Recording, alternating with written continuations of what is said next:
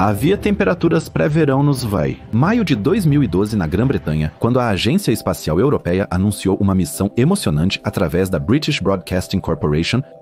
A sonda Jupiter EC-Moons Explorer, abreviação de Jupiter EC-Moons Explorer, foi aprovada em uma reunião de delegados dos Estados-membros da Agência Espacial Europeia. A sonda deveria originalmente ser lançada em 2022, no entanto, foi adiada e agora será lançada no dia 13, abril de 2023, ou seja, apenas alguns dias depois que este documentário foi lançado no YouTube. Com o JUICE, a Agência Espacial Europeia quer provar que, assim como a Administração Nacional da Aeronáutica e do Espaço, também pode realizar grandes missões interplanetárias. A sonda chegará ao sistema de Júpiter por volta de 2033, após uma jornada de 8 anos para explorar as luas geladas de Júpiter. Uma atenção especial será dada a Ganimedes, a maior lua do sistema solar. As luas de gelo Europa e Callisto também serão visitadas. Não é surpresa que a Jupiter EC-Moons Explorer seja uma missão muito prestigiosa para a Agência Espacial Europeia. Este documentário detalhado de 2 partes é dedicado a esta emocionante missão europeia. Começamos na primeira parte diretamente com a tecnologia da sonda, seus instrumentos e o que eles podem nos revelar sobre as luas do sistema Júpiter. Em seguida, discutimos as barras oscilantes e seu uso na exploração espacial. Por fim, desejamos analisar mais detalhadamente a missão da JUICE, incluindo a investigação das características dos satélites que potencialmente abrigam vida. Em seguida, focamos nos empolgantes satélites gelados Ganimedes e Callisto. Ganimedes é a estrela da missão, por isso merece um tratamento particularmente detalhado. Por fim, também desejamos visitar Callisto. A segunda parte do documentário será lançada 2 semanas depois desta. Nela, queremos examinar mais de perto o sistema de Júpiter e nos aproximar do Rei dos Planetas através de imagens impressionantes. Exploramos os anéis quase invisíveis do planeta, os mistérios da Grande Mancha Vermelha e abordamos o delicado jogo gravitacional da ressonância orbital. Exploramos as profundezas geladas da Lua Europa e nos perguntamos quais missões podem ainda ser lançadas para Júpiter e se um dia poderíamos até enviar uma sonda equipada com uma broca que perfura o gelo das luas e penetra nos oceanos abaixo. Agora vamos à primeira parte do documentário. Visitamos a tecnologia do JUICE e queremos descobrir tudo sobre os instrumentos a bordo da sonda.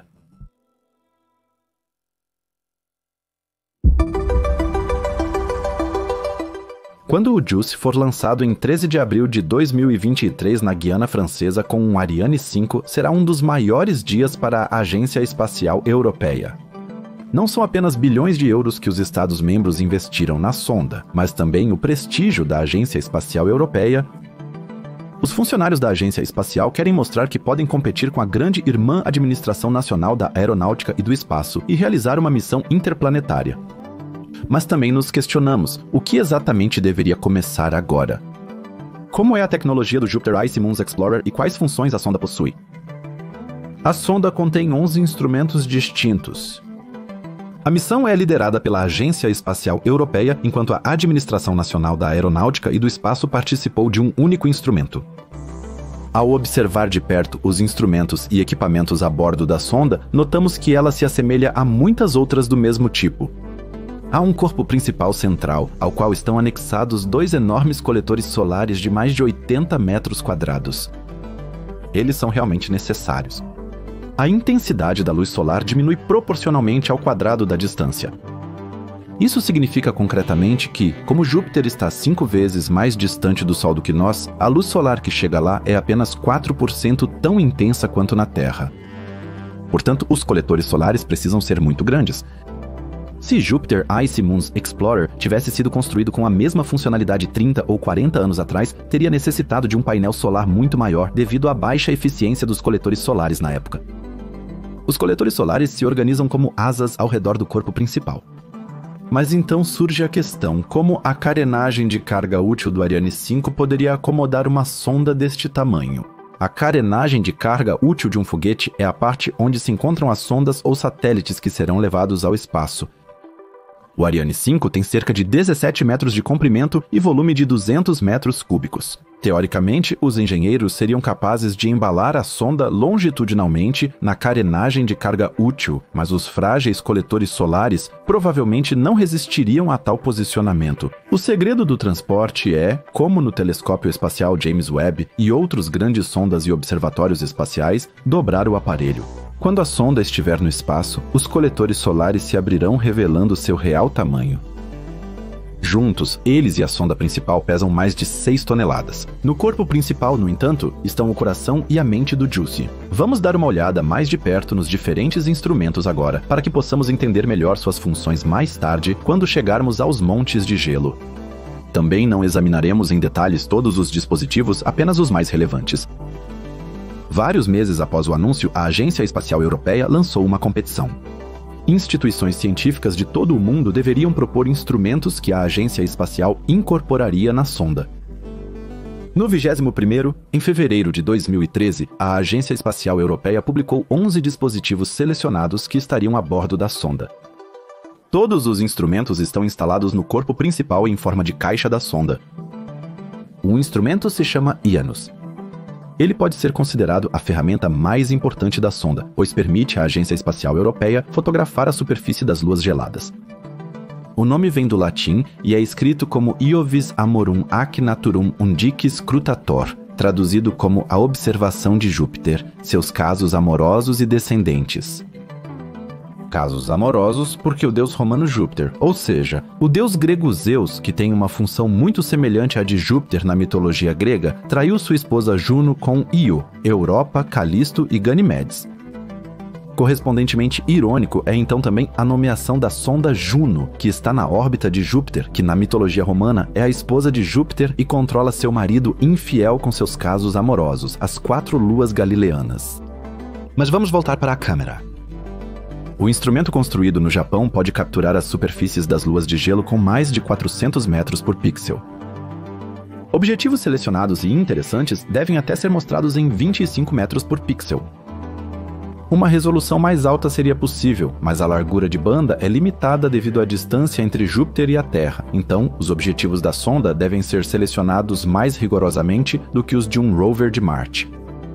Mas as funções de Janus não param por aqui. Com a câmera, será possível examinar espectralmente a luz solar refletida pelas luas. Da mesma forma, o instrumento é capaz de usar laser e radar para extrair muitas informações geologicamente relevantes das luas. Outro instrumento notável é o espectrômetro de imagem dos moons em Júpiter, conhecido como MAGIS da França. O MAGIS trata-se também de uma câmera com foco espectrográfico que pode examinar as nuvens de Júpiter e a superfície das luas de gelo no espectro óptico e infravermelho. Isso permitirá uma análise mais detalhada da composição das formações de rocha, gelo nas luas e do gás do planeta. O Ultraviolet Imaging Spectrograph, ou Ultraviolet Imaging Spectrograph, também nos enviará imagens e informações interessantes. Ele opera na faixa de comprimento de onda de 55 a 210 nanômetros e poderá examinar mais de perto a exosfera das luas e a aurora de Ganimedes e Júpiter. O Ultraviolet Imaging Spectrograph também é uma câmera, mas tem uma resolução muito mais grosseira do que Janus ou MAGIS. Dele, podemos esperar informações cientificamente úteis, enquanto MAGIS e Janus nos fornecerão imagens impressionantes das luas de gelo e de Júpiter. Um instrumento construído exclusivamente para Ganímedes será o Ganymede Laser Altimeter, ou Ganymede Laser Altimeter. Com este dispositivo, também construído no Japão, pulsos de laser serão disparados na superfície da lua de gelo e refletidos por ela. Com base no tempo que os impulsos levam para retornar à sonda, ela pode calcular as diferenças de altura na superfície. Isso deve ajudar os cientistas a entender melhor as deformações das marés que Júpiter exerce sobre a lua de gelo. Os outros instrumentos consistem em um dispositivo de pesquisa de ondas de rádio e plasma chamado Radio and Plasma Wave Investigation, que deve investigar a emissão de radiação de rádio por Júpiter e suas luas através de 4 experimentos diferentes. Com o magnetômetro JUICE, os astrônomos podem medir com mais precisão os campos magnéticos de Júpiter e as interações entre eles, e entender melhor as luas de gelo. Um nicho que foi pouco explorado por outras sondas até agora. Também desejamos estudar em mais detalhes o singular campo magnético de Ganimedes. Ele é o único satélite conhecido no Sistema Solar que possui um. Provavelmente, ele possui um núcleo líquido de ferro-níquel que é deformado pelas interações gravitacionais com Júpiter. Ferro e níquel, ao se esfregarem, geram um campo magnético. Com os instrumentos a bordo da sonda, os cientistas têm muitas possibilidades para explorar as luas de gelo com mais detalhes do que outras sondas fizeram até agora. Agora queremos embarcar em uma viagem ao sistema Júpiter com o JUICE e ver como a sonda chega ao rei dos planetas.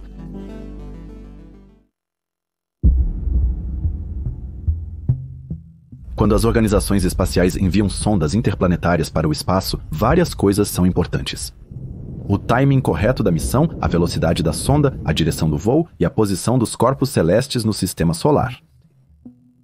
Devido às diferentes velocidades orbitais dos planetas e suas posições no sistema solar, não se deve enviar sondas a qualquer momento. Por exemplo, para a sonda Voyager, era de extrema importância que todos os planetas vistos do Sol estivessem aproximadamente em linha reta. Assim, a Administração Nacional da Aeronáutica e do Espaço nos anos 70 e 80 do século passado não só pôde fazer a Voyager passar por vários planetas até então não visitados, mas também realizar manobras de impulso. Aproveitar os chamados swing bias, com os quais a sonda foi acelerada pela gravidade dos planetas. Esses swing bias também são chamados de gravity assist em inglês e representam uma maneira muito eficiente em termos de energia, mas demorada, de acelerar sondas interplanetárias para velocidades mais altas. Um gravity assist pode ser explicado assim. Em relação ao planeta, a magnitude da velocidade da sonda em relação ao planeta não muda, ou seja, a energia orbital da nave em relação ao planeta se mantém constante. Apenas a direção da velocidade muda com a deflexão. Mas devemos considerar que o planeta e a sonda estão se movendo ao redor do Sol, portanto, há outro fator gravitacional em jogo. A velocidade da sonda em relação ao Sol é a soma da velocidade de suas relações gravitacionais com o planeta e do planeta com o Sol. Isso indica que o total dessas relações está se alterando. Visto em relação ao Sol, a sonda fica mais rápida ou mais lenta. Em outras palavras, as forças gravitacionais que atuam entre a sonda e o planeta acoplam as relações gravitacionais entre sonda-planeta e planeta-Sol. Ocorre uma troca de energia orbital entre a sonda e o planeta. Se você quiser acelerar a sonda, ela passará pelo planeta na direção de seu movimento ao redor do Sol.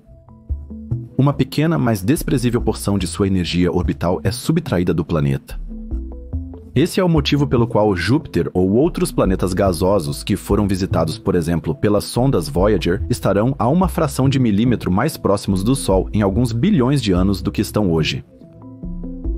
Porém, para desacelerar a sonda, você deve direcioná-la para o planeta a partir da direção oposta. A sonda transfere parte de sua energia orbital para o planeta e desacelera. Em 13 de abril de 2023, JUICE deixará a Terra na direção do voo. Ela será acelerada um pouco pela Terra e também por Vênus, sofrendo aceleração adicional por este planeta. Após cerca de um ano, ela passa novamente pela Terra a uma distância muito pequena, sendo acelerada mais uma vez. Então ela passa por Marte, é acelerada por ele e agora tem uma órbita muito elíptica. Ela então retorna para o interior do Sistema Solar, é acelerada mais uma vez pela Terra e está a caminho de Júpiter. A viagem da JUICE será muito emocionante para a Agência Espacial Europeia, pois a Agência Espacial quer descobrir muito sobre Vênus e Marte, além de Júpiter e suas luas. O dança gravitacional dos planetas não só proporciona uma velocidade de viagem aumentada, mas também uma série de imagens que podem ser observadas por entusiastas do espaço e da astronomia como nós. Depois que a JUICE completar a viagem, ela chegará ao sistema de Júpiter com seus inúmeros luas e a enorme gravidade do rei dos planetas. A missão será dividida em duas partes e, no final, será colocada em órbita ao redor de Ganimedes.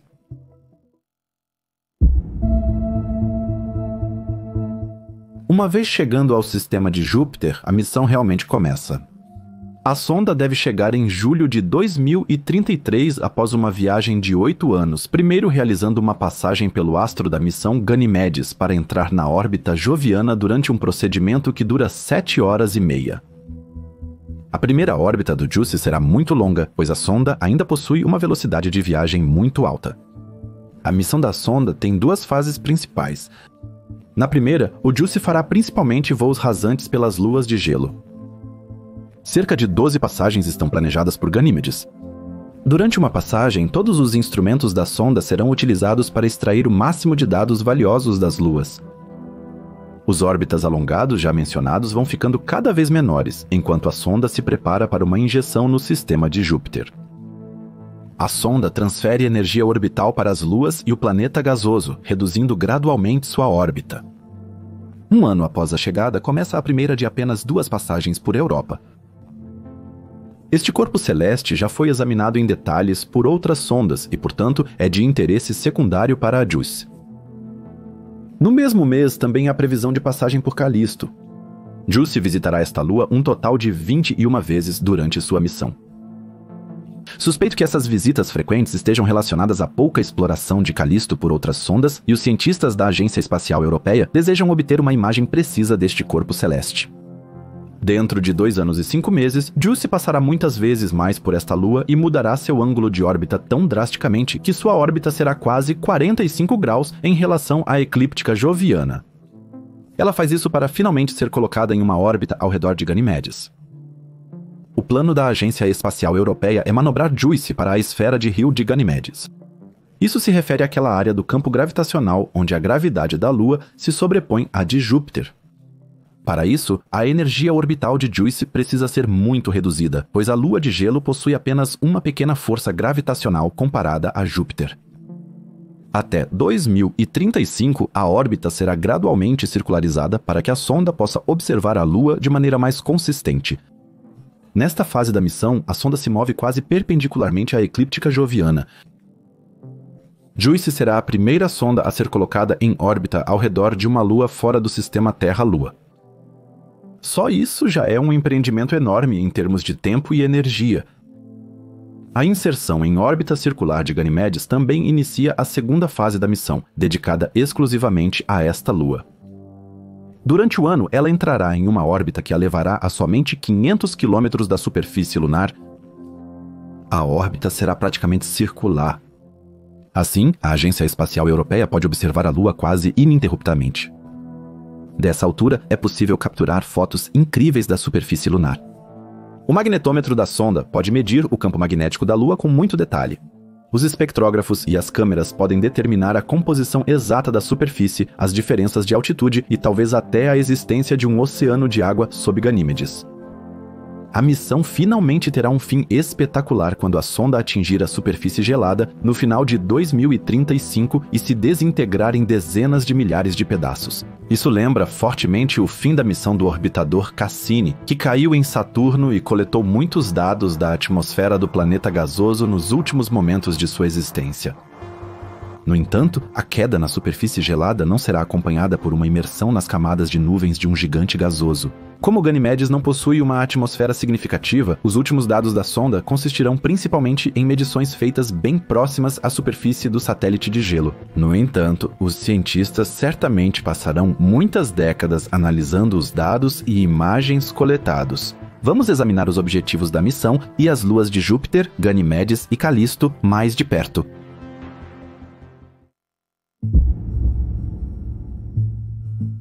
Falando estritamente, a missão Jupiter Icy Moons Explorer já começa a caminho de Júpiter. Ela vai tirar fotos de Vênus e de Marte e até mesmo fazer imagens de um asteroide. Mas o principal trabalho será realizado no sistema de Júpiter, enquanto ela muda seu órbita inicialmente muito elíptico lentamente, mas com certeza para uma trajetória quase circular em torno de Júpiter, e finalmente entra em uma órbita em torno de Ganimedes. Mas não devemos entender isso errado. O que parece muito simples à primeira vista, na verdade é muito complicado. A sonda precisa dissipar cada vez mais energia cinética, o que é uma tarefa difícil, considerando os muitos luas e asteroides no sistema de Júpiter e a enorme gravidade joviana. Em suma, a velocidade orbital de JUICE precisa ser reduzida. Quando examinamos mais de perto os instrumentos da sonda, já tivemos uma pequena visão de sua missão. Seu principal objetivo é analisar o potencial da lua Ganimedes para sustentar a vida.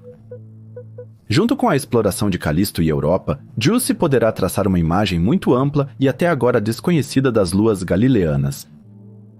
Acredita-se que todos os 3 luas tenham um oceano de água escondido sob uma espessa camada de gelo. Se, por exemplo, encontrássemos uma molécula orgânica em grandes quantidades na superfície de uma dessas luas, isso poderia indicar a presença de vida. Os exobiólogos não concordam sobre como essa vida seria e como funcionaria. No entanto, a descoberta de vida seria. Em um dos luas de gelo seria uma sensação científica, pois isso significaria que a vida também pode se desenvolver em condições muito adversas. Sob a crosta de gelo da Europa, a existência de um oceano de água é bastante certa, já em Calisto e Ganímede ainda não é tão certa. Contudo, esses corpos celestes podem ser majoritariamente compostos de água, pois estão logo antes da linha de neve do sistema solar. Isso se refere a uma distância do Sol, onde água, metano e outras moléculas podem ser encontradas em forma de gelo. Por exemplo, a maioria dos cometas se formou atrás dessa linha, pois são principalmente feitos de gelo, enquanto os asteroides se formaram mais no sistema interno e, portanto, contêm mais rochas. Além de procurar por esses biomarcadores que indicam vida, as camadas de água abaixo do gelo serão examinadas mais de perto. Os astrônomos querem usar medições de radar para ver onde estão os reservatórios de água subterrâneos e quão profundos eles estão abaixo do gelo.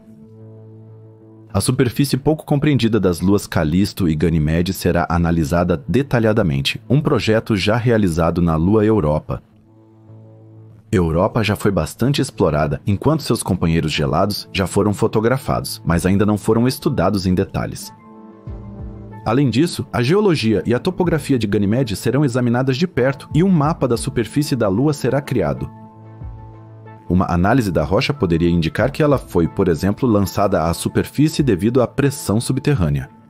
A crosta de gelo da Lua deve ser descrita com muita precisão para entender melhor sua composição e identificar diferenças em relação à camada de gelo de Europa. Também será fundamental estudar em detalhes a distribuição de massa da Lua. Existem áreas com um potencial gravitacional maior, ou seja, áreas que possuem mais massa do que outras? Será que existe mais água em um lado da Lua do que no outro? Ou poderia estar distribuído uniformemente sob o oceano de gelo? Qual é a espessura da camada de gelo? Essas questões podem ser respondidas analisando o interior de Ganímedes. Também serão importantes as duas questões sobre como é a sua atmosfera volátil e como ela poderia ter se formado. Ademais, os pesquisadores almejam investigar as interações do campo magnético de Ganímedes com o de Júpiter, utilizando o magnetômetro da sonda. Para a Europa, nos poucos sobrevoos, o foco será claramente na química essencial para a vida. Isso também inclui a busca por moléculas orgânicas e a formação de características superficiais e a composição do material da superfície que não é composto por água. O JUICE será pioneiro na sondagem subterrânea da boca de gelo, medindo, entre outras coisas, a espessura do suposto manto de gelo de Europa. As estimativas variam de dezenas a centenas de quilômetros. Mais sobre isso no próximo capítulo. Vamos examinar de perto as bocas de gelo e fazer as mesmas perguntas que os astrônomos e operadores da missão JUICE têm sobre esses fascinantes corpos celestes. Vamos começar com Ganímedes. Enfim, chegaremos ao enigmático Calisto. Um satélite que tem muito a oferecer, mas que ainda recebeu pouca atenção científica.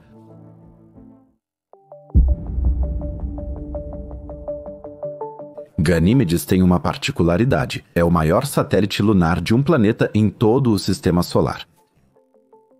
A uma distância média de 1 milhão de quilômetros de seu planeta, Ganímedes orbita Júpiter em 7 dias, 3 horas e 42 minutos e 6 décimos de minuto, girando uma vez sobre si mesmo nesse período.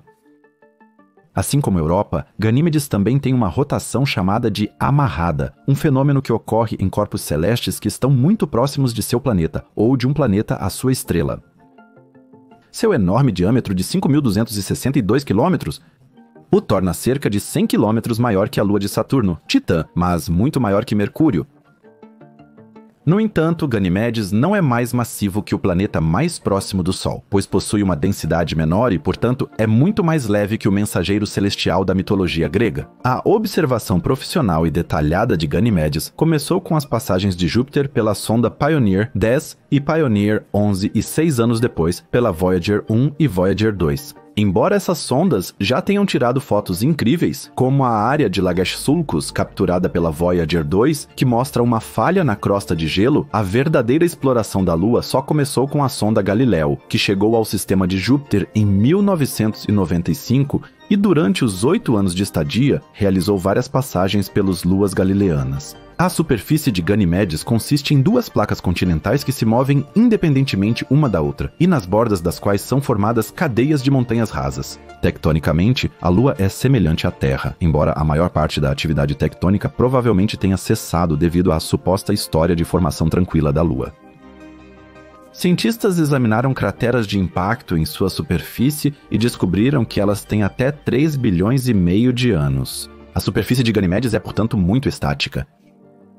Em comparação com a Lua de Saturno Encélado, ou Titã, deve haver significativamente menos vulcanismo de gelo em Ganimedes e o interior é menos amassado pela gravidade de Júpiter do que, por exemplo, Europa. Uma razão para isso pode ser a distância média maior de Ganimedes-Júpiter do que Europa-Júpiter.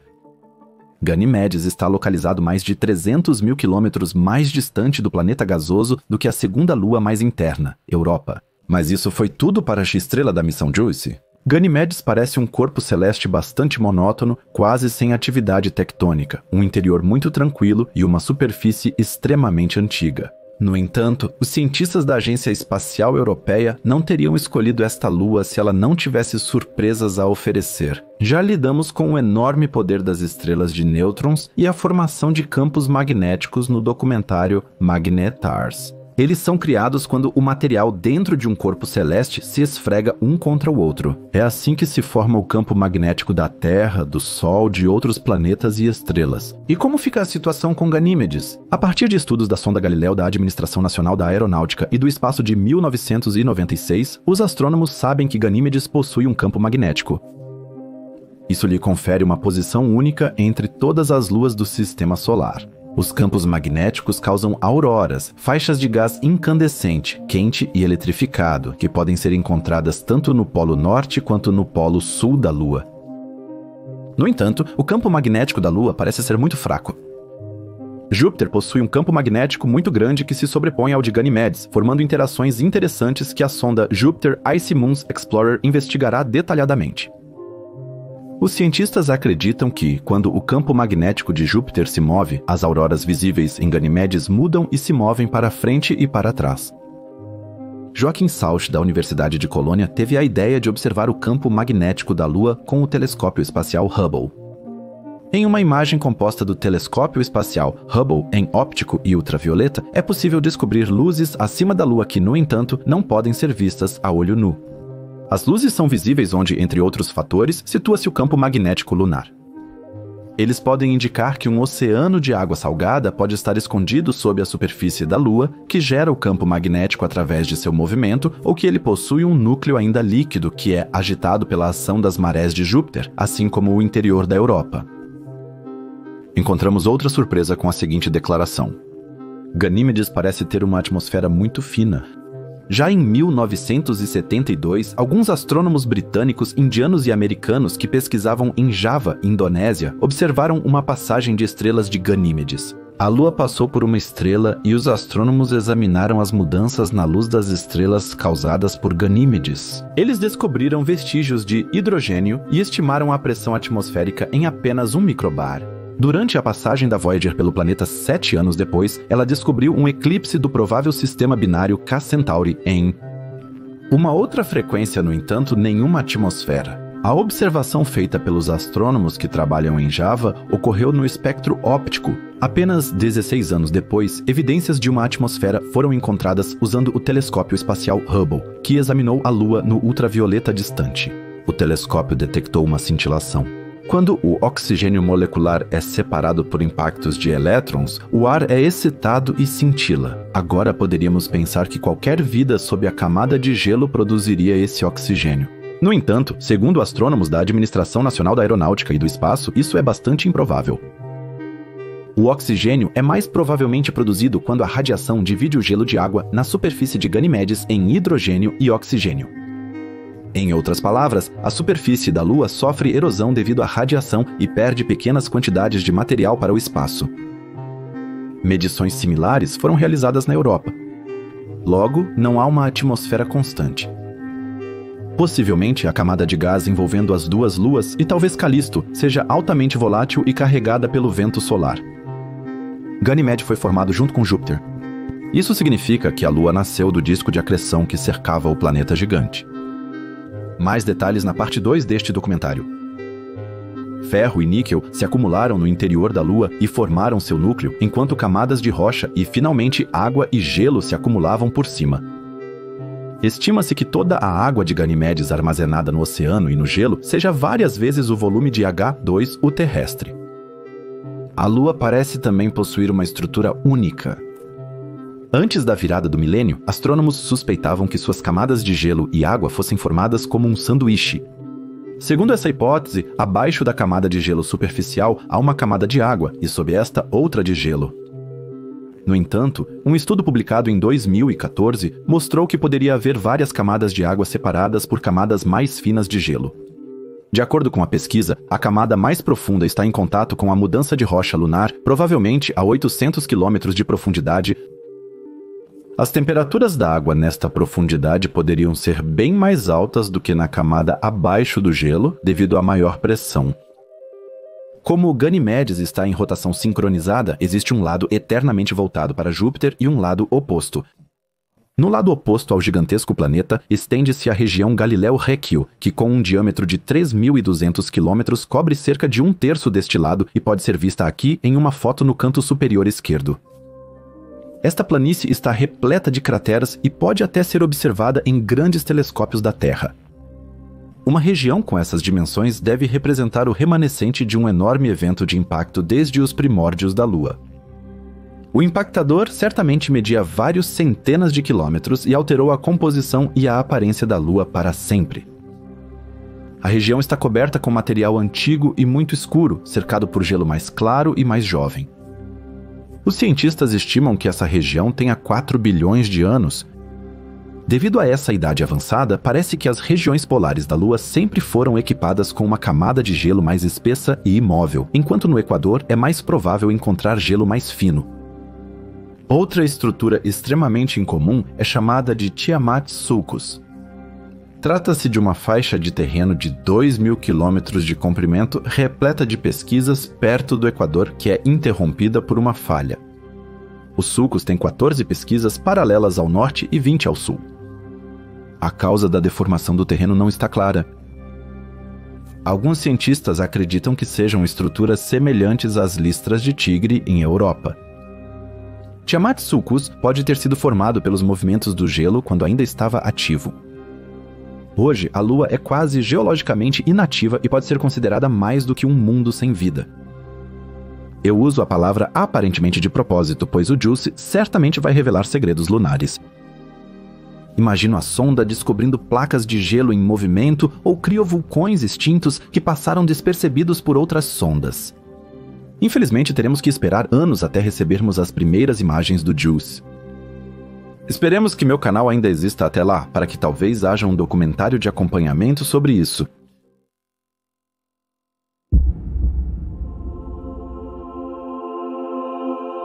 Outro corpo celeste no grupo das luas de gelo e um objeto até agora pouco explorado é Calisto, também uma amante de Zeus que orbita seu amante a mais do que o dobro da distância de Ganímedes. Depois da lua de Saturno, Phoebe, Calisto é considerado o objeto com mais crateras em todo o sistema solar. Como as demais luas de gelo de Júpiter, ela possui rotação sincronizada, sempre exibindo a mesma face para o planeta gigante.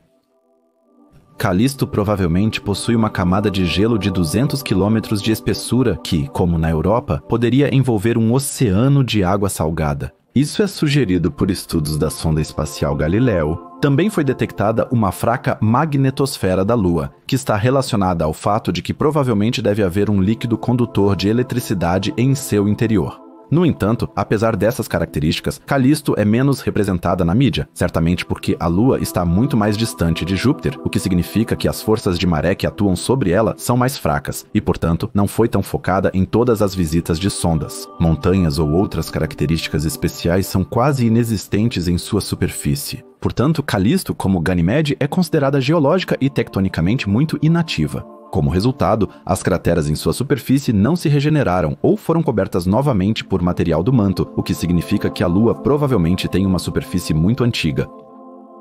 A maior cratera conhecida em Calisto é Heimdall, com um diâmetro de 210 km e uma idade de muitos bilhões de anos na hemisfério norte da Lua.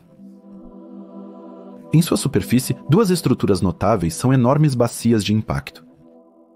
Um deles é chamado Valhalla e tem um diâmetro de 600 km e anéis que se estendem a partir de seu interior por mais de 3.000 km. A bacia menor, Asgard, se estende por cerca de 1.600 km aqui. Os impactos que causaram essas bacias devem ter ocorrido em escalas planetárias ou lunares. As crateras em Calisto têm até 4 bilhões de anos, portanto provavelmente não mudaram muito desde o início do Sistema Solar. Supondo uma idade aproximada para Júpiter e suas luas, 4 bilhões e meio de anos, o desenvolvimento geológico de Calisto deve ter parado apenas 500 milhões de anos após sua formação. Devido à sua massa menor em relação à Terra ou Vênus, seu interior esfriou e solidificou rapidamente. Contudo, astrônomos suspeitam que Calisto também possua um oceano de água, oculto sob uma camada de gelo com cerca de 200 km de espessura. Contudo, o oceano de Calisto aparenta ser diferente dos outros dois satélites gelados. Estima-se que tenha somente 10 km de espessura. Medições magnéticas da sonda Galileu sugerem isso.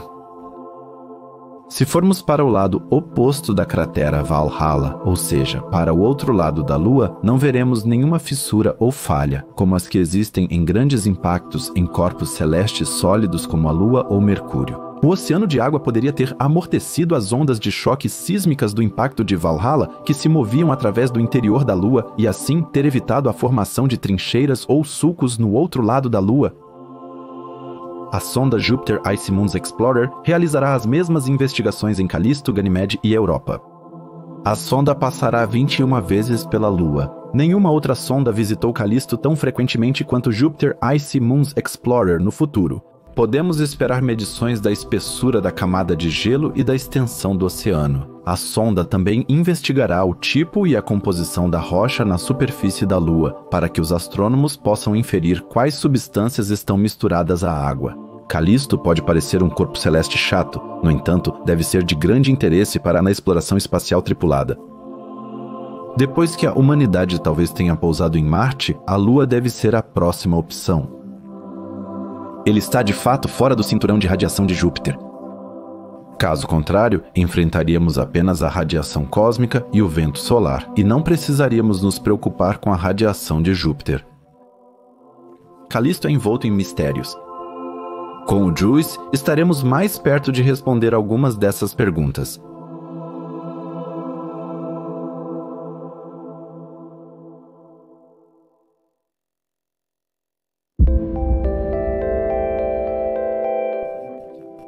Júpiter, o rei dos planetas do Sistema Solar nomeado pelos humanos.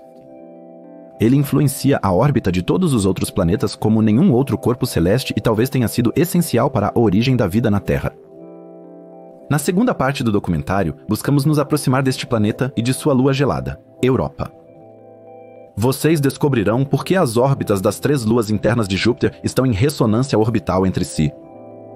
Em seguida, observaremos os discretos anéis do planeta gasoso, investigaremos a origem da energia das tempestades em sua atmosfera e examinaremos seu interior. E, finalmente, nos dedicaremos a futuras missões para o sistema Júpiter, como um perfuraador que poderia ganhar acesso ao oceano de água sob a camada de gelo das luas de gelo. E agora, vamos começar. A propósito, a parte 1 está nos comentários, na descrição do vídeo e vinculada no final deste vídeo. Antes de lidarmos com a ressonância orbital da ferida galileana, vamos dar uma olhada rápida no lançamento da sonda Jupiter Icy Moons Explorer.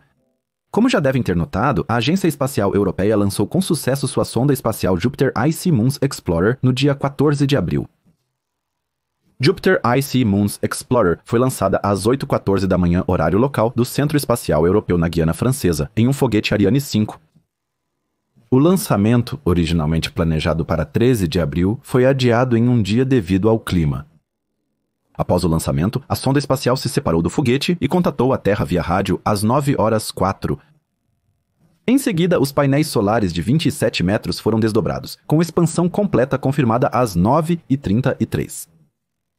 Assim, a sonda espacial inicia sua jornada de 8 anos até Júpiter. O lançamento teve que ocorrer dentro de uma janela de 1 segundo para permitir a complexa trajetória da sonda espacial. JUICE inicialmente orbitou a Terra e passará novamente pela Terra e pela Lua em agosto de 2024. Nesse momento, ela realizará pela primeira vez a manobra de assistência gravitacional lunar terrestre, passando primeiro pela Lua e, 1 dia e meio depois, pela Terra, para ganhar impulso e continuar a viagem.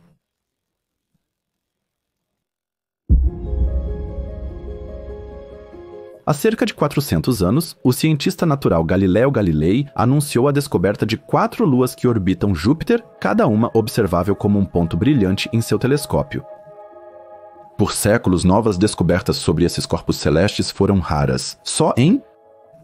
Nos últimos 50 anos, desde que as sondas espaciais visitaram as luas e os telescópios espaciais as observaram, o conhecimento sobre elas literalmente explodiu. Embora todos tenham um tamanho semelhante, eles não poderiam ser mais diferentes. Existe a boca do vulcão Io e as 3 luas de gelo Europa, Ganimedes e Calisto, que não apenas parecem diferenciadas, mas também representam corpos celestes únicos em termos de sua história de formação e características geológicas. Se olharmos as 3 luas internas de uma perspectiva aérea e estivermos bem acima dos polos do planeta gasoso, veremos algo extremamente fascinante. Vocês estão vendo como as luas orbitam Júpiter. Vocês notaram algo quando as luas atravessam um certo ponto? Vamos associar esse ponto a diferentes notas de piano. Cada lua tem um tom único. Agora prestem muita atenção ao jogo gravitacional que se revela tanto visualmente quanto musicalmente.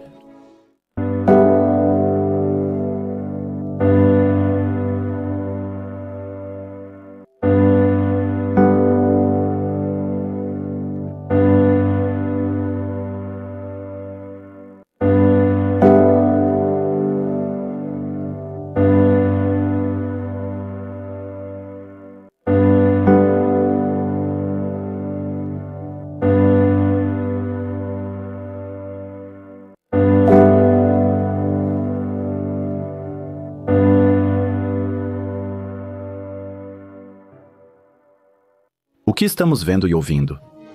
Parece que as luas estão tocando música. Em palavras, estamos vendo o elegante espetáculo da chamada ressonância orbital. As órbitas das luas Io, Europa e Ganimedes estão gravitacionalmente interligadas. Enquanto Io orbita Júpiter 4 vezes, Europa completa 2 voltas e Ganimedes exatamente 1. Essa ressonância orbital também é chamada de ressonância de Laplace, e é uma das características mais proeminentes das 3 luas internas galileanas. Isso deixa uma questão intrigante em aberto. Como essa ressonância orbital surgiu? Para isso, vamos focar na origem das luas.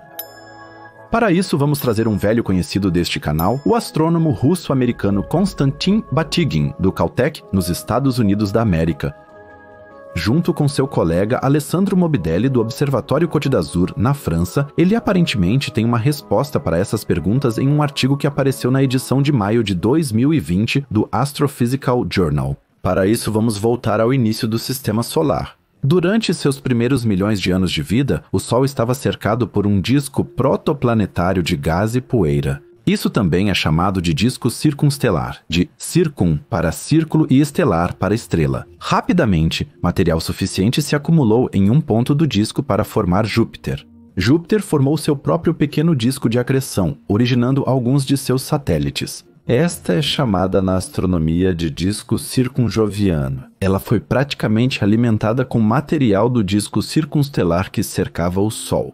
O material chovia nos polos de Júpiter e escapava da área de influência gravitacional do planeta em seu equador. Mas aqui as coisas se complicam para a formação de satélites. Como deveria se acumular material suficiente em um disco eternamente mutável para poder formar luas? Batygin e Morbidelli abordam este problema com um novo modelo, no qual eles incluem as interações físicas existentes na disco circunjoviano entre gás e poeira. A teoria deles é a seguinte: partículas de gelo envoltas em poeira foram atraídas pela gravidade de Júpiter. Quando atingiam um determinado tamanho, a força de atração entre o planeta e a força do gás que fluía para fora no disco se cancelavam. O disco, portanto, atua como uma grande armadilha para poeira e gelo, acumulando material suficiente para formar as luas jovianas. No modelo dos dois astrônomos, o disco ficou rico em partículas de poeira contendo gelo. Cada um desses tinha apenas alguns milímetros de tamanho. Este anel de poeira e gelo tornou-se tão massivo em alguns lugares que, sob seu próprio peso, se dividiu em milhares de satelitesimais, o equivalente aos planetesimais, aqueles fragmentos que se uniram para formar os primeiros planetas. Deve ter havido milhares desses satelitesimais, alguns deles com cerca de 100 quilômetros de tamanho. Ao longo de milhares de anos, eles colidiram entre si, criando assim as luas galileanas. De acordo com este modelo, a lua Io foi a primeira a se formar. Quando sua massa ultrapassou um certo limite, ele exerceu influência gravitacional sobre os anéis de poeira e gás que o cercavam. Ondas se formaram no disco, com as quais a Lua interagiu e assim foi desacelerada em sua órbita. Ele se moveu em direção a Júpiter até atingir a borda mais interna do disco de acreção jupiteriano e se estabelecer em uma órbita que deveria manter até hoje. O mesmo processo também começou com a próxima Lua, Europa, e com Ganimedes. Esse processo gradual de formação e migração das luas em direção a Júpiter eventualmente levou à ressonância orbital entre Io, Europa e Ganimedes. A radiação e o vento solar do Sol sopraram o gás restante do disco de Júpiter e deixaram para trás aqueles satélites a partir dos quais se formou a quarta lua galileana, Calisto. Mas não havia mais gás sobrando que Calisto precisaria para reduzir sua energia orbital e se mover para perto de Júpiter e das outras luas. Portanto, essa lua não se juntou à ressonância orbital de Io, Europa e Ganimedes e parece encalhada em sua posição atual. Corpos celestes que se formam juntos e não estão muito distantes um do outro, como Io, Europa e Ganimedes, entram em ressonância orbital. Eles precisam disso para ter uma órbita estável ao redor de Júpiter. O mesmo é esperado em sistemas planetários cujos planetas se formaram próximos uns dos outros. Se vocês se interessam por ressonância orbital, podemos olhar para exoplanetas onde isso ocorre. Deixando a ressonância orbital para trás, seguiremos para Europa, a segunda lua mais próxima de Júpiter.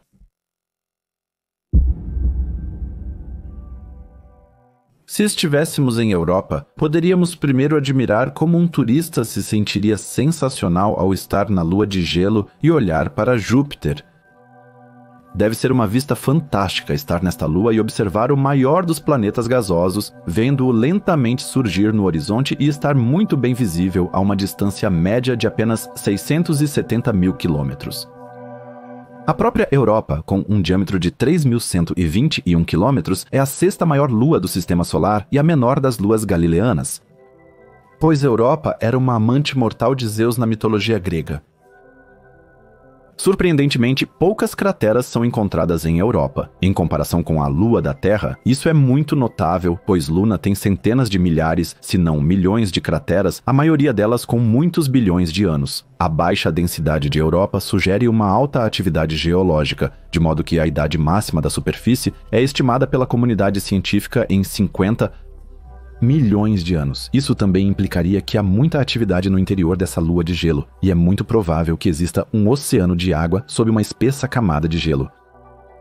Europa possui um albedo muito alto. Podemos entender isso como a capacidade de refletir a luz incidente. Se ela estivesse no lugar da Lua em uma órbita ao redor da Terra, teríamos noites de lua cheia muito brilhantes. Ao olhar mais de perto, notamos uma extensa rede de valas e sulcos que correm horizontal e verticalmente, cobrindo toda a superfície e apresentando uma forte semelhança com os campos de gelo terrestres. As maiores, chamadas de sulcos lineares, têm até 20 km de largura e podem ser causadas por vulcanismo de gelo ou pelo surgimento de geysers. A formação dessa linha indica mais uma vez que o interior líquido da Europa é praticamente amassado pela enorme força gravitacional do planeta. Devemos imaginar que o núcleo rochoso da Lua está em movimento e produz calor através do atrito, que busca uma saída através de chaminés subaquáticas que, por sua vez, aquecem a água e causam fissuras na crosta de gelo. A constante deformação da Lua, causada pela grande gravidade de Júpiter, atua aqui como um catalisador adicional, favorecendo a formação dessas faixas e do criovulcanismo.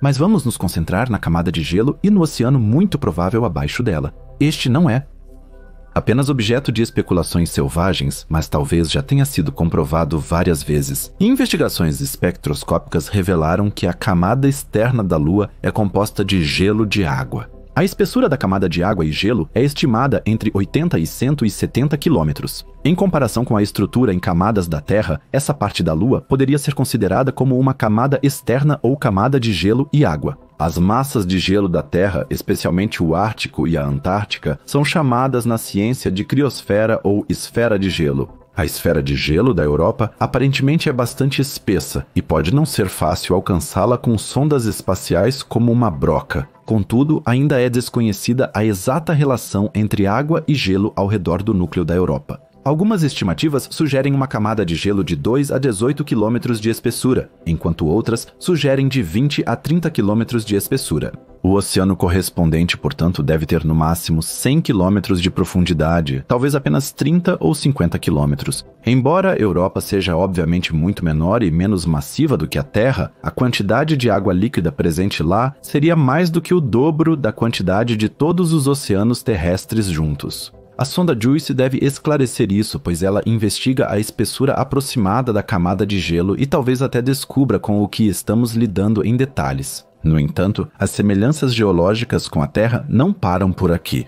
A superfície relativamente lisa da Lua se assemelha muito aos campos de gelo nas regiões polares da Terra. O gelo de água externo da crosta de gelo, que não é protegido por uma atmosfera e tem contato direto com o vácuo do espaço, provavelmente deve ser duro como uma rocha. As maiores crateras visíveis na Europa aparentemente são preenchidas com água fresca pouco tempo após sua formação e niveladas pela liberação de H2O. Uma olhada em imagens mais detalhadas da superfície da Lua mostra pedaços da crosta de gelo que devem estar em movimento, deslocaram-se uns aos outros e quebraram, criando um padrão de campos de gelo. Essa movimentação da crosta da Europa é causada em parte pelas enormes forças de maré provocadas por Júpiter. Portanto, seria de se esperar que a superfície da Lua fosse uniformemente coberta por campos de gelo. No entanto, como isso não é o caso, os cientistas suspeitam que a crosta flutua na camada de água e, portanto, se move adicionalmente. Como a crosta não se move como um todo, mas partes dela se chocam e Júpiter exerce suas forças de maré no mundo de gelo. Esses padrões irregulares são criados, que podemos observar na superfície. Ao mesmo tempo, ficou conhecido que a superfície da Europa, ou seja, a crosta oceânica e de gelo, se move um pouco mais rápido do que o manto e o núcleo. A crosta oceânica e de gelo são mecanicamente isoladas do interior da Lua, o que significa que elas podem ser mais alteradas pelas forças de maré de Júpiter e têm um movimento próprio maior. As imagens das sondas espaciais indicam que a superfície da Europa provavelmente circunda a Lua inteira uma vez a cada 10 mil anos. Também se suspeita de criovulcanismo em Europa. Vulcanismo ativo e chamado de quente é conhecido até agora na Terra, em Vênus e na Lua Io. No entanto, criovulcanismo se refere ao vulcanismo de gelo. Ele existe em mundos com superfície congelada, mas que possuem uma fonte interna de calor. Em vez de magma quente ou enxofre, esses vulcões expelem água e outras coisas na superfície desses mundos. Já ouvimos falar da amassadura gravitacional do interior da Lua Europa por Júpiter. A água é aquecida e se acumula em cavernas subterrâneas. Quanto mais água sobe, maior a pressão na parte inferior da camada de gelo e mais quente fica a água na caverna. Em algum momento, a camada de gelo cede e o vulcão de gelo entra em erupção. Os cientistas agora estão tentando descobrir como a chamada criolava, que não é nada mais do que a água expelida, se comporta exatamente e de que é feita. É composta em detalhes, além de água. Uma análise da criolava, por sua vez, fornece indicações sobre quais substâncias estão dissolvidas na água. Um artigo publicado em 2 de novembro de 2022 na revista Icarus dedica-se a 10 desses criovulcões em Europa. Os autores investigam os chamados domos de criolava, ou seja, os restos congelados de criolava que chegaram à superfície. Esses domos variam muito em tamanho e forma, como se pode ver em um mapa de elevação da Europa. Alguns dos domos de criolava têm até 850 metros de altura, sendo assim maiores do que muitas montanhas menores na Terra. Domos particularmente altos, segundo os autores do estudo, aparentemente surgiram de erupções mais violentas ou de diferentes propriedades dos líquidos. Isso pode indicar que o oceano subterrâneo tem uma composição variada. A água ou criolava expelida na superfície tem viscosidades variáveis devido à consistência diferente. Isso se refere à viscosidade de líquidos ou gases. Quanto maior for, mais viscoso será o líquido, quanto menor, mais fluido. Podemos ver isso na Terra, por exemplo, através de diferentes tipos de lava. Algumas lavas se movem muito lentamente, ou seja, são muito viscosas. Outras, por outro lado, movem-se em correntes de lava rápidas e, portanto, têm uma viscosidade mais baixa. Segundo o estudo, domos altos na Europa podem ter origem em criolava mais viscosa. Portanto, parece que algumas outras substâncias foram misturadas à água. Europa é um corpo celeste muito interessante e já foi bastante estudado. Qual é o papel de Júpiter nesse contexto? Vamos viajar para Júpiter em mais 2 capítulos.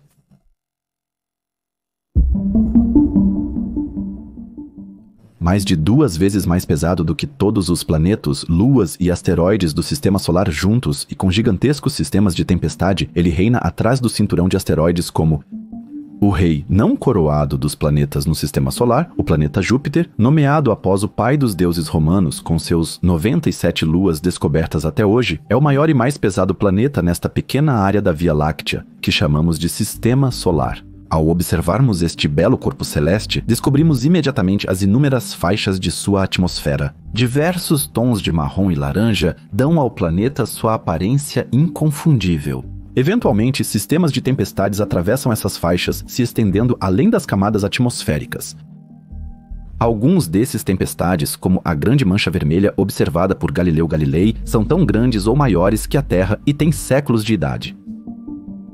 Ao nos afastarmos um pouco de Júpiter, suas luas entram em vista, com os 4 maiores corpos celestes também sendo os mais próximos do planeta gasoso.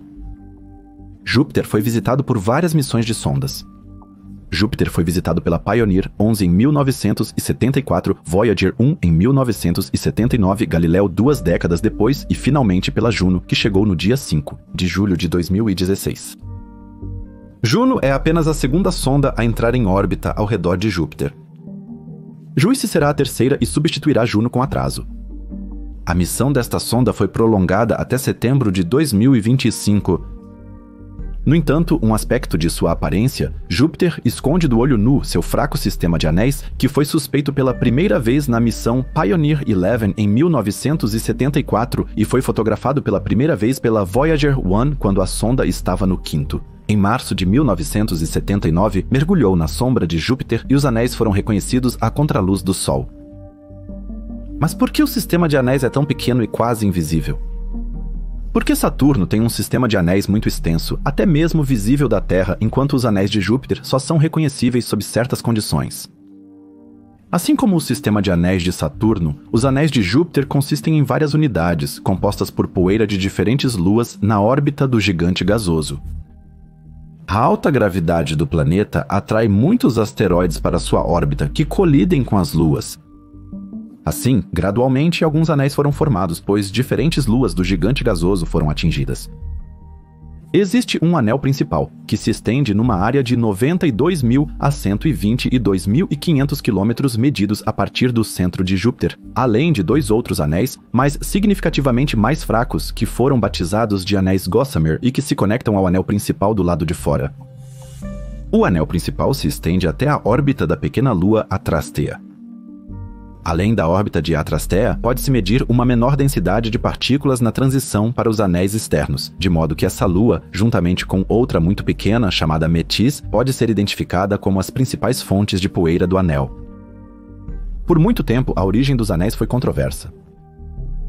Suspeitava-se que a gravidade de Júpiter triturasse suas luas.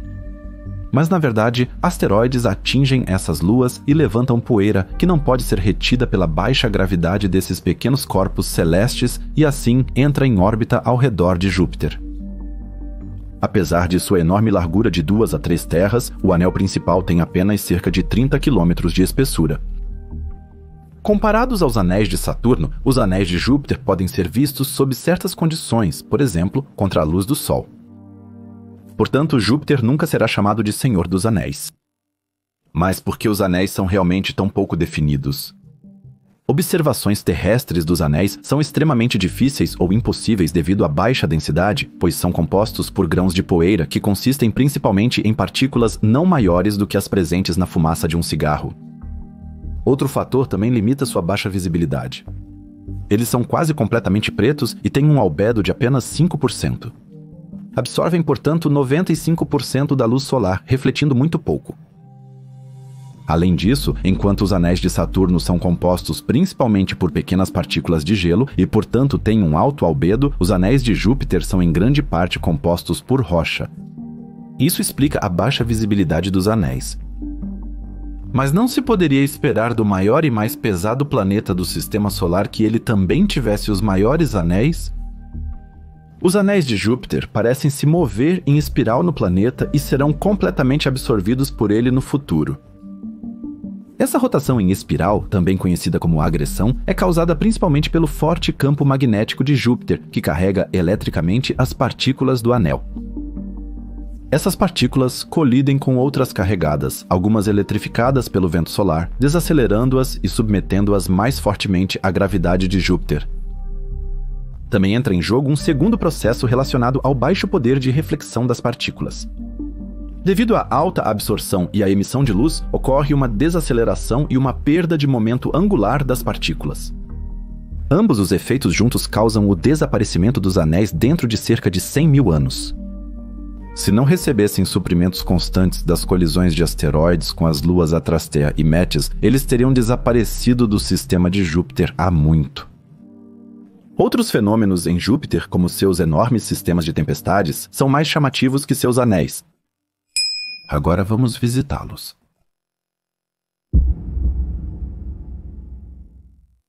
As características mais impressionantes de Júpiter são seus sistemas de tempestades, observados desde os tempos de Galileu e cada vez mais estudados ao longo do tempo. A grande mancha vermelha de Júpiter é envolta em mistérios. Como a tempestade consegue existir por séculos? A grande mancha vermelha é o que chamamos de anticiclone oval. Um anticiclone é uma área de alta pressão ou seja, uma massa de ar no solo, que é caracterizada por uma pressão atmosférica mais alta em comparação com o ambiente ao redor. A grande mancha vermelha pode ser muito bem observada até mesmo em telescópios amadores e já foi mencionada por Galileu Galilei. Com mais de 16 mil quilômetros de diâmetro, ele é o maior furacão conhecido no Sistema Solar. Ele é conhecido há pelo menos 200 anos, mas existem indícios de que ele já foi observado em 1664 pelo inglês Robert Hooke. Isso significaria que a tempestade existe em Júpiter há pelo menos 350 anos, se não mais. Curiosamente, a tempestade tem se tornado menor e mais circular desde 1930 e especialmente entre 2012 e 2014. Em maio de 2014, o telescópio Hubble observou que a mancha vermelha atingiu sua menor extensão medida até então, de apenas 16.500 quilômetros, o que ainda é vários milhares de quilômetros maior do que a nossa Terra. Acredita-se que a causa disso sejam as interações com outros furacões. Outro sistema de tempestade é o oval branco, apenas metade do tamanho da grande mancha vermelha e formado no ano 2000 quando 3 pequenos vórtices se fundiram. Os planetólogos suspeitam que a grande mancha vermelha também surgiu da união de vários sistemas de tempestades. A sonda espacial Galileu mediu a temperatura deste oval branco e os astrônomos descobriram que ele era muito mais frio do que seu ambiente. Para compreender melhor os sistemas de tempestades, vamos focar no clima do planeta gigante. A sonda Juno já descobriu bastante sobre o clima do planeta ao longo de sua missão. Parece haver uma camada explícita de clima de gás em Júpiter, onde os ventos fortes e o clima são formados. A sonda espacial Galileu já descobriu que existem correntes de vento direcionadas para oeste e leste, que se revelam como as faixas do planeta e podem ser vistas em quase todas as imagens do planeta. Sobre essas correntes, os astrônomos aprenderam com a Juno que elas têm uma densidade muito baixa na atmosfera superior e se tornam mais massivas à medida que se aprofundam na atmosfera. As correntes de vento e gás podem se tornar tão massivas que podem até influenciar o campo gravitacional de Júpiter. As correntes estudadas indicam que existem assimetrias no campo pesado de Júpiter, que se originam de diferentes concentrações de gás na esfera climática do planeta. Já Galileu Galilei descreveu as faixas de Júpiter formadas por diferentes correntes de vento há 400 anos. No entanto, com Juno, os cientistas agora descobriram que as correntes e, portanto, a camada climática se estendem até uma profundidade de 3.000 quilômetros e representam 1% da massa total de Júpiter. Pode não parecer muito, mas representa 3 massas terrestres de gás. Da mesma forma, Juno descobriu algo que os cientistas do século XX nunca teriam esperado. Abaixo da camada climática, o planeta parece girar como um corpo sólido. Essa descoberta questiona a transição entre a camada climática do planeta e a parte rígida e rotativa, ainda gasosa, abaixo da camada climática joviana, ainda mais emocionante. Portanto, estima-se que apenas essa camada climática, que gira mais rápido que o planeta, se estenda muito mais profundamente do que no caso de Saturno, que é de tamanho semelhante, mas não tão massivo quanto Júpiter, pois possui uma densidade significativamente menor. Minha suposição é que a grande mancha vermelha e o oval branco aparentemente têm uma conexão com essa camada rígida que, de alguma forma, fornece energia para os sistemas. Não seria surpreendente se as tempestades atingissem milhares de quilômetros de profundidade e obtivessem energia, possivelmente do calor interno do planeta. Movamos agora do Equador para o polo norte do gigante gasoso. Antes da Juno, os cientistas da Administração Nacional da Aeronáutica e do Espaço desconheciam as regiões polares de Júpiter. Aqui, a câmera infravermelha da sonda Juno fez um excelente trabalho e fotografou extensivamente as regiões do polo norte e sul. Descobriu-se que o calor é emitido continuamente na forma de uma luz fraca, que é quase invisível para câmeras convencionais, mas brilha no espectro infravermelho. Aqui, quase se poderia pensar que estamos vendo uma cena no Sol, pois a atmosfera parece muito laranja e há redemoinhos de luz emergindo de uma profundidade de mais de 70 quilômetros. A região polar norte do planeta é dominada por um ciclone gigantesco e central, com 3.000 quilômetros de diâmetro, que é cercado por 8 tempestades circumpolares. Cada uma dessas tempestades tem um diâmetro de 2.400 a 2.800 quilômetros. As imagens da região polar lembram uma pizza com fatias de salame devido à sua coloração. O Polo Sul também possui uma tempestade central dessas que, no entanto, é cercada por 5 tempestades circumpolares maiores, com um tamanho de 5.600 a 7.000 quilômetros. Então, após muitos anos de observação por Juno, podemos nos perguntar por que essas tempestades não se unem e se tornam uma tempestade maior, mas permanecem em sua posição, como se tivessem sido coladas lá. Na verdade, as investigações de Juno mostraram que algumas tempestades em Júpiter tendem a migrar para o Polo Norte. As tempestades no Polo Norte se repelem e o ciclone polar central repele todas as outras, garantindo sua alta estabilidade. A ciência conhece um fenômeno similar em Saturno. No segundo maior planeta do Sistema Solar, existe uma tempestade central de forma hexagonal no Polo Sul do planeta, que, embora gire, não parece se dissipar. Agora queremos partir para o futuro e olhar para as possibilidades de como poderíamos explorar Júpiter e suas luas. Enquanto a sonda JUICE se prepara para decolar, a Rupert Clipper também está sendo preparada para uma missão a Júpiter.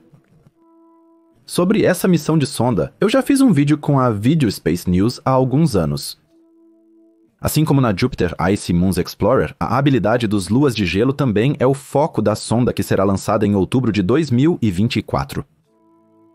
Contudo, a missão Europa Clipper focará na lua Europa.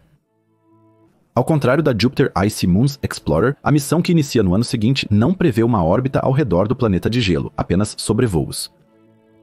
No total, 45 sobrevoos devem ser realizados a distâncias de 2.700 a apenas 335 quilômetros de Europa. Assim, a sonda se aproximaria mais das luas de Júpiter, especialmente Europa, durante um sobrevoo do que qualquer outra antes. A Administração Nacional da Aeronáutica e do Espaço está construindo a sonda, que, se tudo correr bem, estará no sistema de Júpiter simultaneamente com o JUICE. Ela tem 9 instrumentos a bordo, como um instrumento que equilibra os sinais magnéticos das correntes de plasma, que predominam ao redor de Europa. Em conjunto com um magnetômetro, a espessura das quedas de gelo de Europa, a profundidade e a salinidade do oceano serão medidas. Os demais instrumentos operam de forma similar aos do Jupiter Icy Moons Explorer. Por meio de um radar de 2 frequências, a crosta de gelo de Europa perto da superfície até o oceano deve ser categorizada para encontrar estruturas ocultas e potenciais reservatórios de água. Além disso, com um instrumento térmico, imagens de alta resolução em muitos espectros devem ser tiradas para inferir sobre a atividade na superfície e abaixo dela.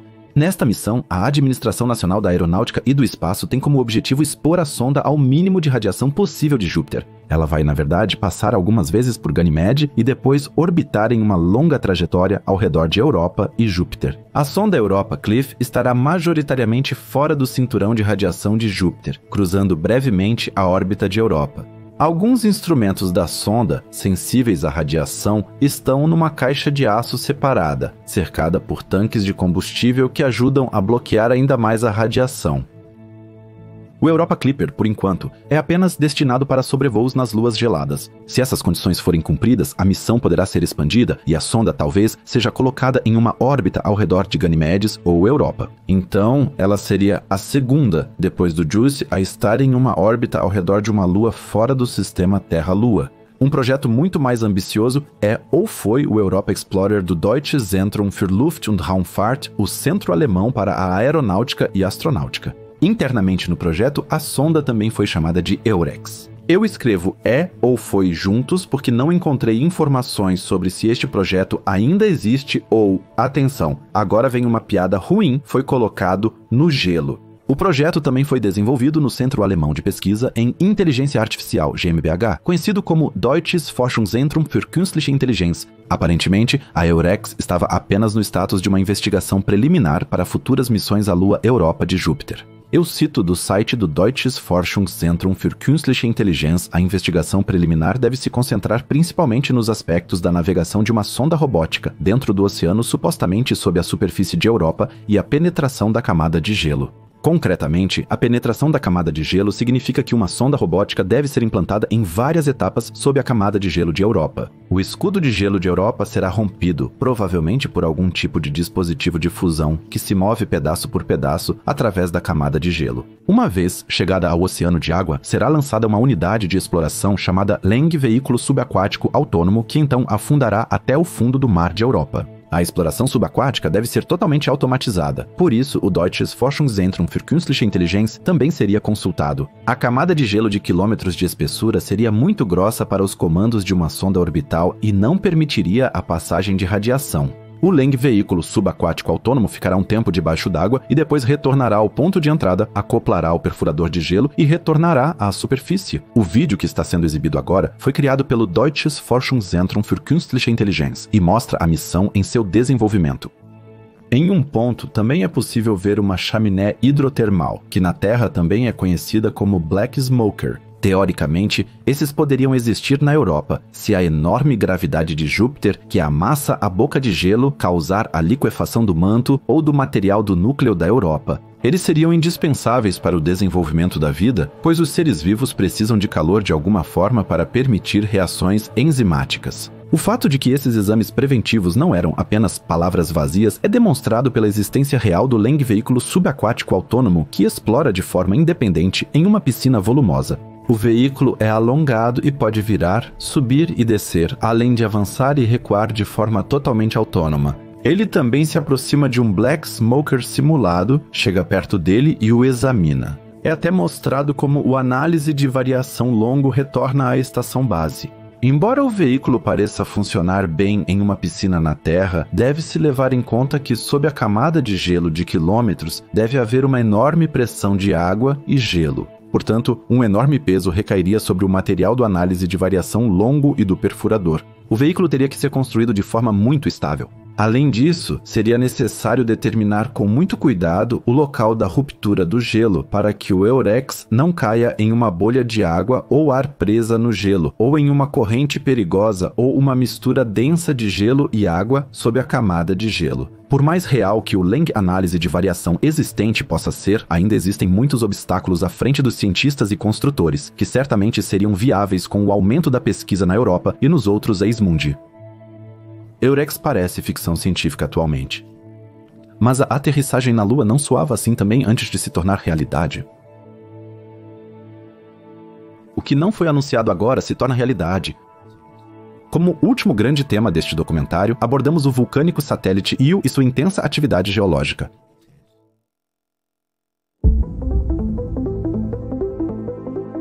Os satélites de Júpiter são, sem dúvida, os corpos celestes mais fascinantes do Sistema Solar. Temos 3 luas de gelo que muito provavelmente abrigam enormes oceanos com vastas reservas de água. E temos outra lua, também em órbita de Júpiter, que representa o contraponto de Ganimedes, Calisto e Europa. Senhoras e senhores, sejam bem-vindos a Io, a lua infernal. Assim como as outras luas de Júpiter, Io também é na mitologia grega, na mitologia romana, uma amante do pai dos deuses, Zeus ou Júpiter, e está mais próxima do seu amante. Ela está, em média, a cerca de 424 mil quilômetros de distância do planeta gasoso e tem uma rotação vinculada. Sua maior densidade e tamanho a tornam maior e mais pesada em todos os aspectos do que a Lua da Terra. Diferentemente dos outros luas galileanas, quase não há água em Io, o que pode estar relacionado à proximidade da Lua com seus planetas durante sua formação. Mas falaremos mais sobre isso mais tarde. A superfície de Io possui apenas alguns milhões de anos, sofrendo constantes alterações. Ao observar a Lua, mesmo um observador inexperiente pode notar várias caldeiras, com dióxido de enxofre líquido ou estruturas semelhantes a crateras cheias de enxofre na superfície da Lua. Assim como as mudanças na camada de gelo na Europa, o vulcanismo de Io é causado pela proximidade com Júpiter. Este exerce forças de maré que em Io são mais de 6.000 vezes mais fortes do que as do luar na Terra. No entanto, devido à rotação vinculada da Lua, não é a força das marés que é decisiva, mas sim a sua mudança. Io é levado a uma órbita ligeiramente elíptica em torno de Júpiter por um efeito de ressonância com as luas Europa e Ganimedes, de modo que a influência das forças de maré em constante mudança de Júpiter em Io é sempre ainda 1000 vezes maior do que a da Lua sobre a Terra. Isso resulta em montanhas de maré de até 300 metros de espessura. Na Terra, efeitos similares têm espessura máxima de 30 centímetros. Como o corpo celeste geologicamente mais ativo no sistema solar, Io abrigava cerca de 400 vulcões ativos. As erupções podem ser extremamente violentas e lançar gás e materiais até 500 quilômetros no espaço. A superfície de Io não apresenta nenhum mapa de impacto. Embora provavelmente tenha havido muitos impactos de asteroides no passado, os resíduos desses impactos foram preenchidos novamente com enxofre líquido que sai das constantes erupções vulcânicas. Durante uma erupção, enxofre líquido ou dióxido de enxofre são expelidos a uma temperatura de até 1.300 graus Celsius e a uma velocidade de 1 km por segundo. Devido à baixa gravidade de Io, o material expelido pode chegar a uma altura de até 300 km, onde pode cair novamente como chuva ou, em erupções maiores, até mesmo alcançar a Lua de Júpiter, Europa. Espectrógrafos da sonda que passava por Júpiter conseguiram detectar enxofre de Io em Europa. Os surtos no vulcão da Lua podem ser tão brutais. Este vulcanismo foi comprovado pela primeira vez em 1979 em fotografias tiradas pela sonda espacial Voyager 1. As fotos que estamos vendo agora foram a primeira prova de atividade vulcânica extraterrestre. Apenas 4 meses após a Voyager 1, a Voyager 2 passou pelo sistema de Júpiter, fez novas imagens e descobriu que em Io, durante esse tempo, áreas inteiras mudaram, depósitos vulcânicos foram adicionados, certas erupções diminuíram e outras surgiram. Com base nessa observação, estimou-se que a idade da superfície de Io deveria ser de cerca de 10 milhões de anos, o que provavelmente torna o terreno um dos mais jovens de todo o sistema solar. Quando a sonda New Horizons passou por Júpiter e suas luas a caminho de Plutão, ela fez 5 imagens de uma erupção vulcânica na lua vulcânica. Elas foram montadas sequencialmente. A sequência mostra atividade vulcânica na região de Tvastapaterre.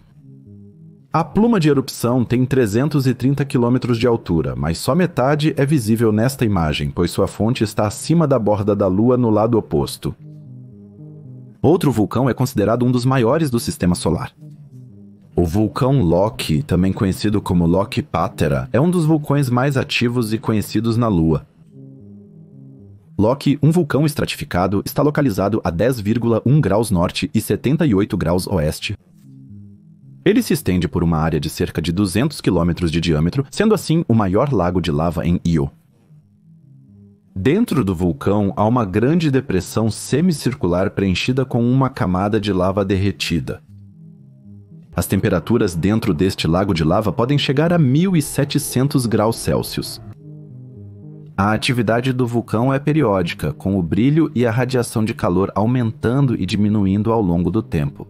Essas mudanças podem ser explicadas pelos diferentes ciclos do lago de lava, onde a superfície da lava esfria, forma uma crosta e depois se rompe novamente para liberar lava fresca e quente. Acredita-se que essas atividades periódicas estejam relacionadas com as forças demonstradas entre Io e Júpiter, estejam em conexão. Loki contribui significativamente para a atividade vulcânica em toda a Lua e influencia sua atmosfera e o campo magnético circundante de Júpiter. Seu enorme tamanho torna o vulcão responsável por cerca de 25% de toda a emissão de calor na Lua inteira.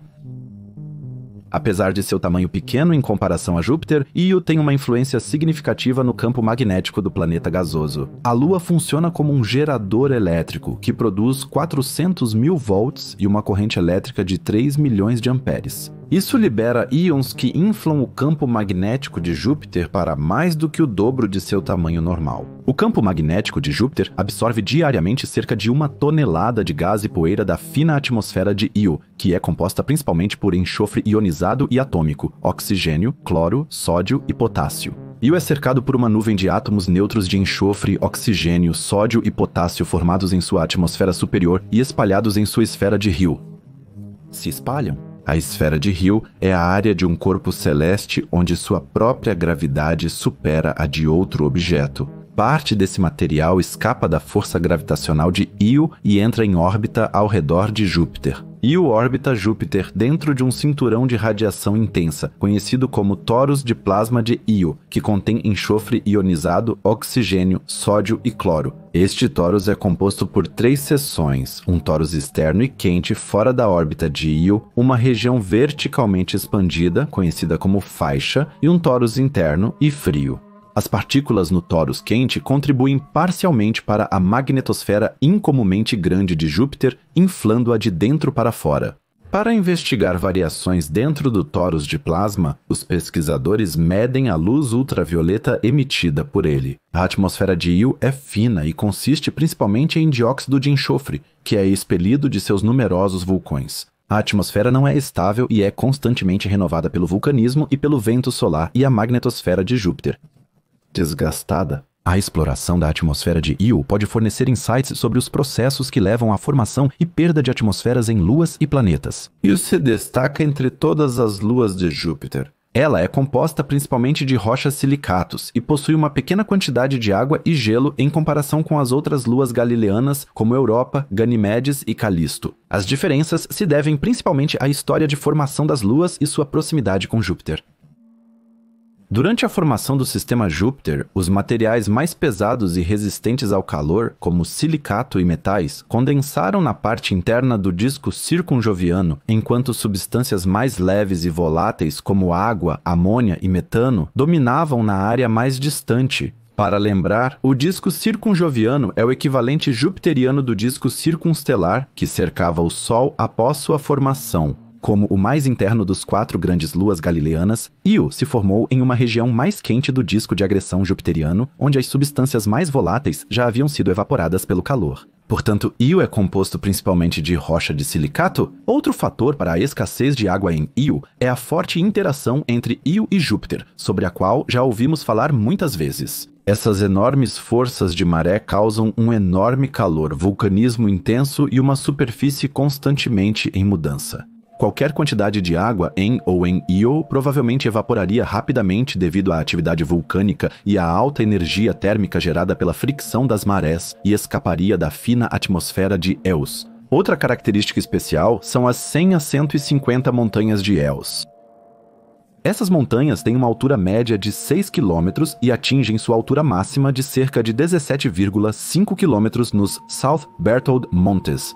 Portanto, na pequena lua vulcânica, existem montanhas que facilmente alcançam o dobro da altura do Monte Everest. As montanhas se estendem em média por 157 quilômetros de comprimento e atuam como estruturas isoladas sem padrões tectônicos globais reconhecíveis, ao contrário da Terra.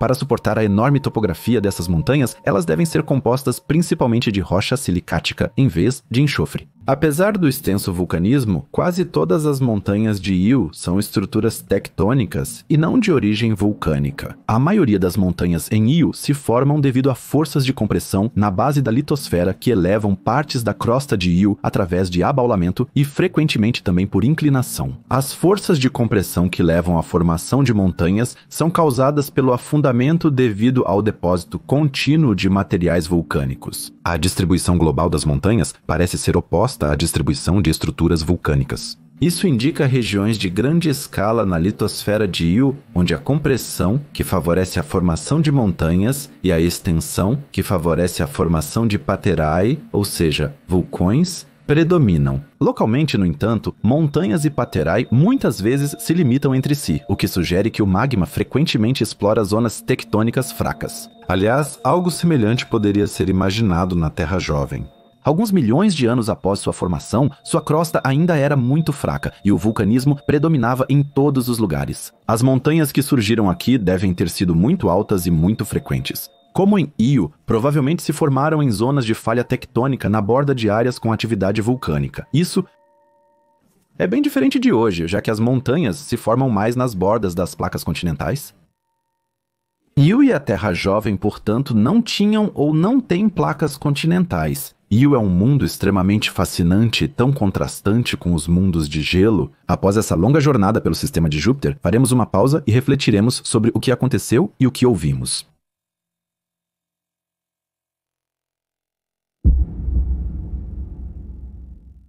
Pioneer Elf, Galileo, Juno Juice, Europa Clipper ou Europa Explorer.